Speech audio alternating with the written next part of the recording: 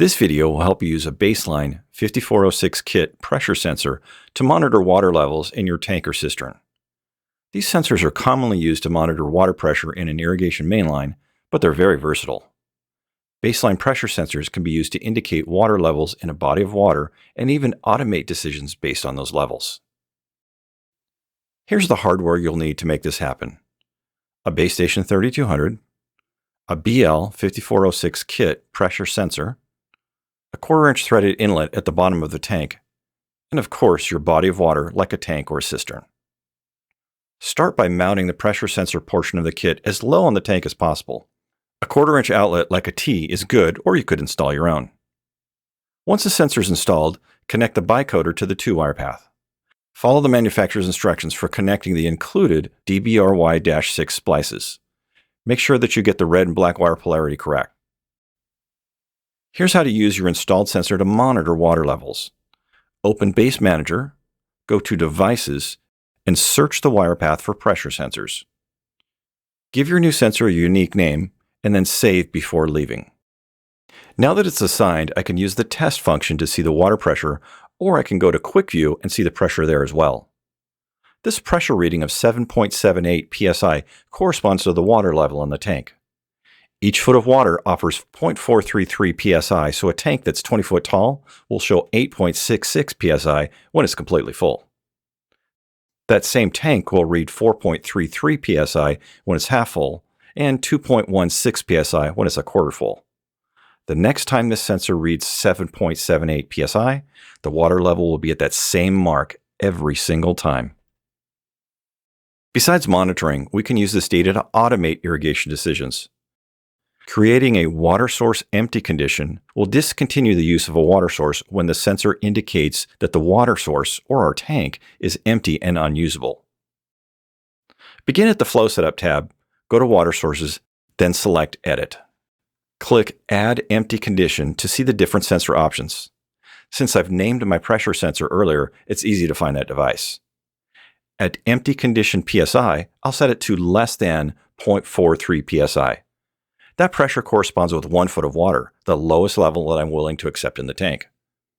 For wait time, I'll try out 120 minutes or 2 hours.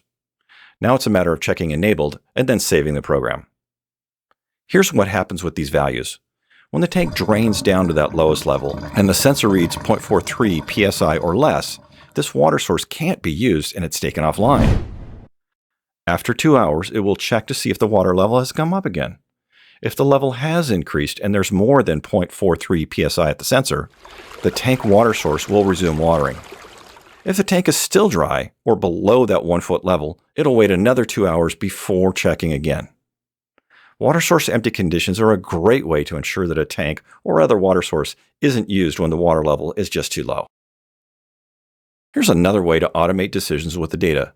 Start a tank fill program based on the water level. Begin at the Schedules tab, add a new program, then name it. Select the zone that fills the tank. Mine is Zone 6. Add a runtime for the zone. I'll try 120 minutes. I'll need to do some math to make sure the tank fills up in 2 hours, but doesn't overfill either. Make sure that the entire water window is available, remove the start time, and allow only start days. Date and time are the most common conditions to start a program, but not the only ones. For our tank, select Add a Condition from the dropdown and use a pressure sensor to start a program. At the device list, I'll make sure that I'm using my previously assigned tank level sensor. I want the pressure limit to be less than 0.86 psi, so it reflects a 2 foot lower water limit. Once I click Save, Program 10 will start when the water level is low enough for the pressure sensor to read 0.86 psi or less. Zone 6 is the only zone in this program, and it will run for 2 hours, filling the tank back up. There may be times when you can't calculate the fill time, but still want to avoid overfilling the tank. To do that, I'll change the runtime so that it's more than long enough to fill the tank, maybe 4 hours. There will be instances when a 4-hour runtime overfills the tank, so we have to stop before then. We've already set a program start based on pressure. Let's set a program stop based on pressure. Select Add a Condition, and from the dropdown, use a pressure sensor to stop a program. At the device list, I'll make sure that I'm using the same tank level sensor. I'll want the pressure limit to be 8.3 psi or above, so it reflects the upper limit of my 20-foot tall tank. Be sure to unclick Finish Run so the program stops prior to that 4-hour runtime. It's a good idea to have a little time before the overfill happens to allow for the controller response time. Here's what happens with this program.